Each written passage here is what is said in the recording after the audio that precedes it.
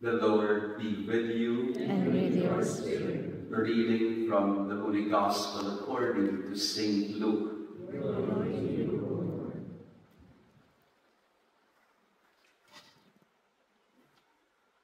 When Jesus had driven out a demon, some of the crowd said, "By the power of Beelzebul, the prince of demons, he drives out demons." Others, to test him, asked him for a sign from heaven, but he knew their thoughts and said to them, "Every kingdom divided against itself will be laid waste, and house will fall against house. And if Satan is divided against himself, how will his kingdom stand? For you say that it is by Beelzebul that I drive out demons. If I then drive out demons by Beelzebul, by whom do your own people drive them out? Therefore, they will be your judges. But if it is by the finger of God that I drive out demons, then the kingdom of God has come upon you. When the strong man, fully armed, guards his palace, his possessions are safe. But when one stronger than he attacks and overcomes him, it takes away the armor on which he relied and distributes the spoils. Whoever is not with me is against me, and whoever does not gather with me scatters. When an unclean spirit goes out of someone, it roams through arid regions, searching for the rest and for rest. But finding none, it says, "I shall return to my home from which I came." But upon returning, it finds it swept clean and put in order. Then it goes and brings back 7 other spirits, more wicked than itself, who move in and dwell there. And the last condition of that man is worse than the first. The Gospel of the Lord. Praise to you, Lord Jesus Christ. Praise to Jesus Christ. Now and forever. Magandang hapon sa ating lahat ng kapatid. Pag-check ng ating mga kapatid. Are you still okay? Ako, mga kapatid, ingat po tayo. Ingat tayo dahil ang paglalakbay po ay talagang may mga pagkakataon na tayo ay masusubukan sa ating pong katatagan. Lagi kong may demonyo na bibigil sa ating pong paglalakbay. At sa panahon ni Jesus ay lagi rin gano'n. Laging may mga demonyo na humahadlang para matuloy niya ang kanyang misyon. Pakitingnan ng katabi natin. Saan ang demonyo?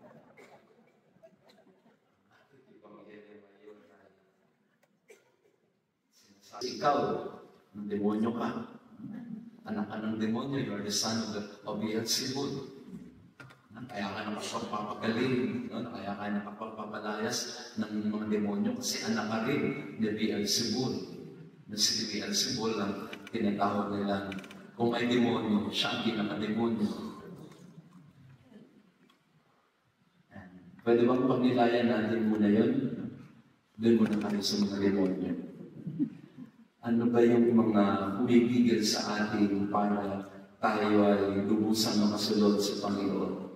What spirits or evil spirits possess us in some way or another so that we are not able to commit ourselves to the Lord, to our loved ones, to the plan of God in our life.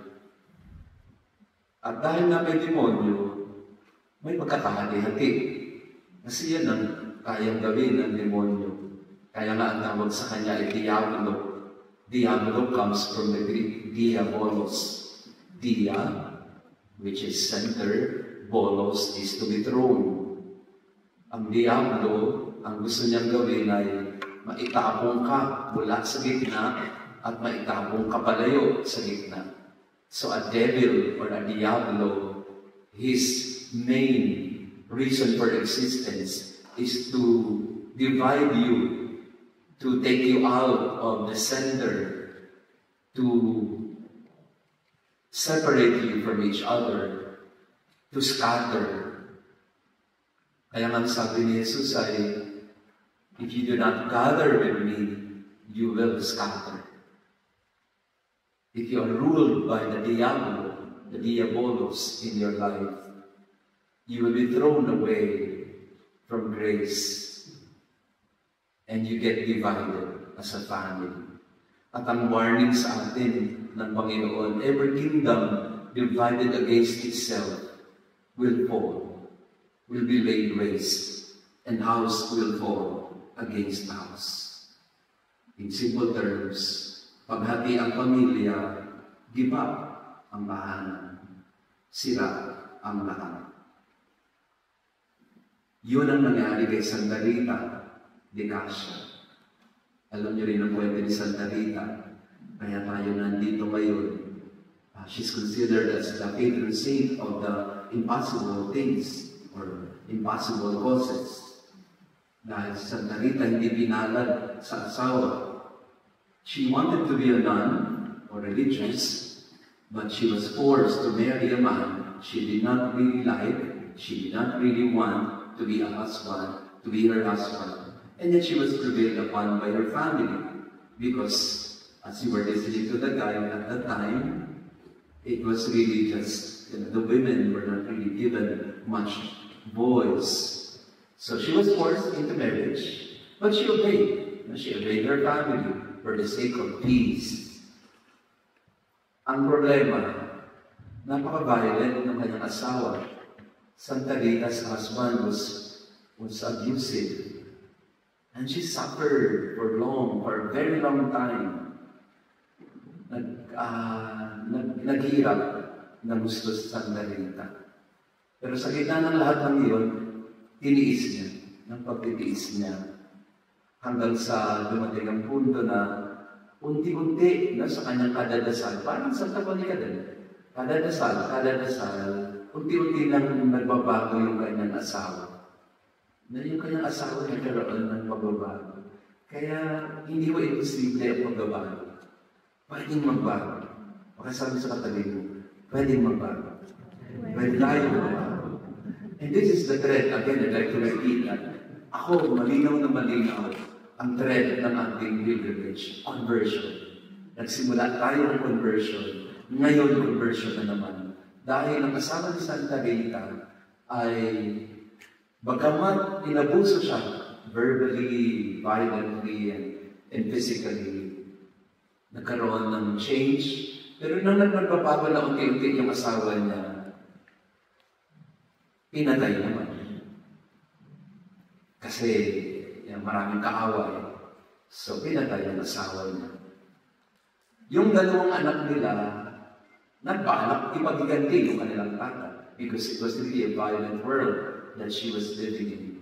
So yung dalawang anak na, nagplano na paghigantihan yung pumatay sa tatay nila. Ang dasal ni Santa Rita, baguhin mo ang puso ng aking mga anak na huwag silang maghiganti, na huwag nilang ilagay sa kanilang mga kamay ang paghiganti o ang katanungan. At pinagdasal ni Santa Rita, kung papatay na nilang, pagpapatay na nilang mga anak ko, sila na lang ang mamatay. And it happened. Namatay nga yung dalawang anak niya. Nabalo na siya. Nawala pa yung dalawang anak niya. So wala na siya. She was all alone. Taas nga kamay dito ng mga balo. May mga balo po ba tayo yan? Malaya ang mga balo, di ba? Pero yung mga anak nila, hindi makapagpatawad. Pero si Santa Rita, gusto niyang patawarin na yung pumatay sa kanyang asawa. Ayaw ng mga anak. Kaya namatay din yung dalawa. Nagpasya na si Santa Rita maging mother. At dito nga siya napunta. Ayaw siyang payagan na maging mother. Kaya ang ginawa ni St. John the Baptist at iba pang mga Augustinian saints, dinala sa Santa Rita, according to the story, dinala sa konvento. At walang nagawa ang mga madre kung hindi tanggapin sa Santa Rita. So in other words, in the life of St. Rita, impossible situations, after impossible situation, she faced them and she did not give up. She did not lose hope. Kaya ngayon, sa pagbisita natin sa kanya, galing lang tayo kay St. Francis of Assisi, galing pa lang tayo kay St. Carlo Acutis, galing din tayo kay Santa Clara, ngayon kay Santa Rita. Hilingin natin sa mga santo ito. This day is a day of saints. No? Ang dami natin mga pinutahang mga santo. So we ask for their intercession for our intentions and for our families, that all of us may truly receive the superabundant blessing and mercy and love of God for our family. That we may be healed from our infirmities, that we may be healed and be given peace in our home, that we may reconcile with each other, that we may understand one another and have a change of heart, pagbabago ng puso, ng isip, ng kalooban, para maisaayos ang ating pamumuhay bilang isang pamilya. There is nothing impossible for God. Amen? Amen. Walang imposible kay Lord. Magtiwala po tayo. Walang imposible sa Panginoon. At yung pagbisita natin ngayon ay isang tanda na gagawa at gagawa ng paraan ng Diyos para hindi tayo mahati, hindi tayo mapahamak, hindi tayo madala ng diablo, hindi tayo maitapon sa labas. Manatili tayo kay Jesus. Because in Jesus, we will be one. We will find peace and we will have hope.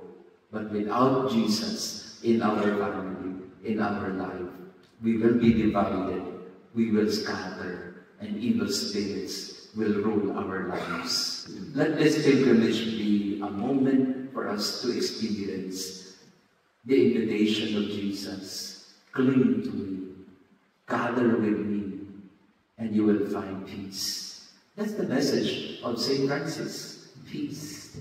That's the message of Carlo Acutis, peace. That's the message of St. Clare, peace. The message of St. Rita, peace in our hearts, in our homes. Praise to Jesus Christ. Amen.